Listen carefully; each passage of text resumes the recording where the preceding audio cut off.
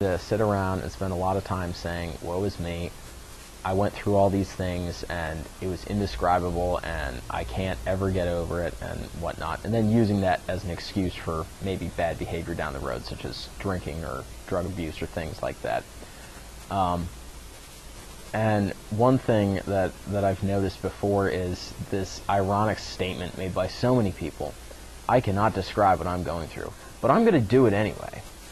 You know, and there's all these books out here on combat, and there's many of them that are very perceptive and very, very honestly reflect what it's like. It's just that it's like one of those things, jumping out of an airplane. You don't really know what it's honestly like until you've done it. You can describe it, but you won't really be able to do it. That doesn't mean you can't accurately describe it. And things very much measured up to my expectations from what I'd read. How about the human element after you've gotten back?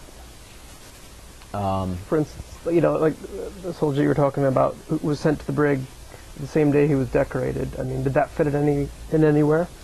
I actually, yes, it did. I had read a book a long time ago called Blood on the Risers by a soldier in Vietnam, and he mentioned something that this was an irony that was also amusing to me while we were over there. While he was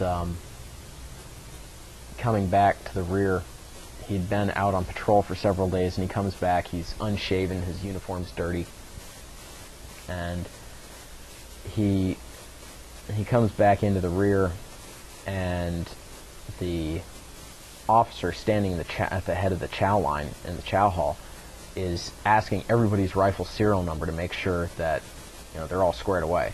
And he doesn't know his rifle serial number. He doesn't care. It doesn't matter to him. So he doesn't know it. And this officer makes him go to the back of the line. And here he is, a veteran who's just come out of the, you know, combat and is basically being disrespected like that. So it's not exactly like it was something I didn't expect. Now, this is also a problem with veterans, and I've had to watch this with myself. They tend to think that coming back, that somehow absolves them from the duties and responsibilities that everybody else is held to. And I think this is what some of these young men thought when they were coming back. Well, I just went through this, screw it. I'm just going to smoke a blunt and, you know, not worry about it. And unfortunately, the consequences for them are just the same as they would be for someone who hasn't seen combat. Just because you've been through a combat situation, no matter how bad, does not mean you are free to do whatever you please. What did the unit that you deployed with the second time in February of 2008, what did it look like in comparison to the unit that you deployed with the first time? Was it the same company, same situation, is that right? Same unit. By this time, I was now a fire team leader. I had also taken the driver's course for the 7-ton truck, and this time around our company was much more mobile. We had a lot more vehicles allotted to us, so about 50% of our missions were foot and 50% were mounted. I had a fire team under my supervision, and I was responsible for them. Any of the men that you deployed with, the Marines you deployed with previously on that team, or that platoon? No.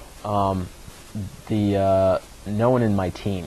The Marines who deployed with me before were my fellow team leaders and squad leaders, mostly in leadership positions by this point. So we had the good experience coming from a previous Iraq deployment to pass on to our younger generation. It's at this point that I started to notice a shift, and I don't know how much of this was just a fluke or how much of this was a reflection of a change in Marine doctrine, but the way we'd been raised as boot Marines was to never question our leadership, and they could make us do anything, like the Rock incident, for example. When we got this new crop of young Marines coming in, maybe it was just my perspective, but they seemed to feel a lot more entitled than we had when we showed up, and they spent a lot more time calling mom and dad and sending letters to Congress than we did, and as a result, a lot of our leadership got subverted, because as a Lance Corporal, the Marine Corps billets you up. They don't promote you necessarily. So a corporal would technically be a fire team leader on paper, but 9 times out of 10 it's a position held by a lance corporal, and he's just billeted up. The problem with that is you have a lance corporal who's been in for 3 years, and you have a lance corporal who's straight out of infantry training battalion, and you have this young man thinking that he's on the same level, and this lance corporal fire team leader has no legal and military authority as per the UCMJ, Uniform Code of Military Justice, to basically exert his authority on this person, and that new Marine can basically decide whether or not he wants to follow orders. And in that case, you have to weigh leading by example and leading by fear, and there's a very fine line and a gentle balance that you have to strike between the two, and it can be very difficult to do, especially if you're new to the leadership game. I saw a lot of people unable to bridge that gap, and I honestly think I was one of them. I had a difficult time with that. So we're both, to break it down, we're both, excuse me, level 3. You follow me simply because you should, or I trust you, or that's the way it's been. But unless I'm a level 4, I can't tell you have to do this. Right, exactly. Technically, because I'm billeted up to a E4 position, I can, and that's why I've been appointed there by my squad leader and my platoon sergeant. But the legal weight I have behind that young Marine knows full well that me and the chain of command are probably not going to go through all the paperwork channels they would need to do to actually discipline him for disobeying a command. How did that play out throughout the course of your deployment? Well, it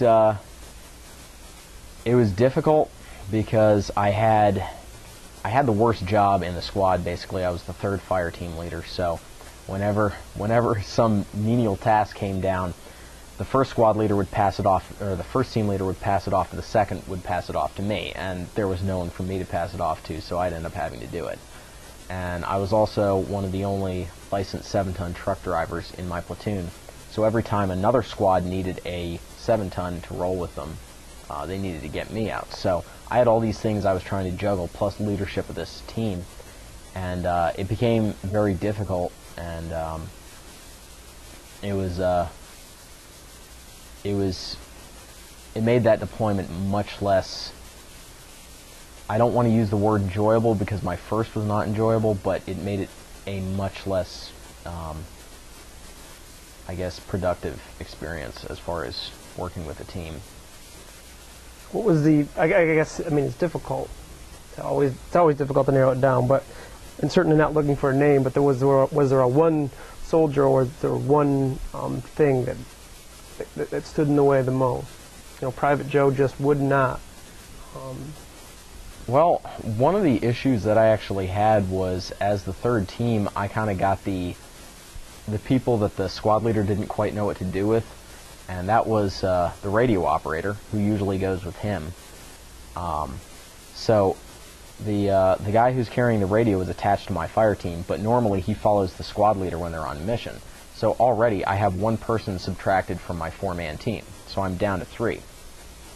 Myself, one other Marine, and then the 3rd person who made up this team was our squad Navy corpsman.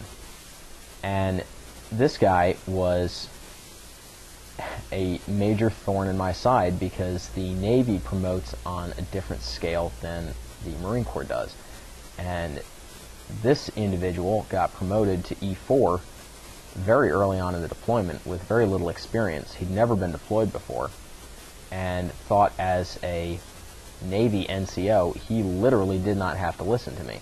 That can obviously cause issues tactically when you're trying to tell someone to cover such and such a sector, and he's like, no, I don't feel like that because this area is shady and that spot's in the sun, So that was an issue for me, and we never really found any effective way to address it because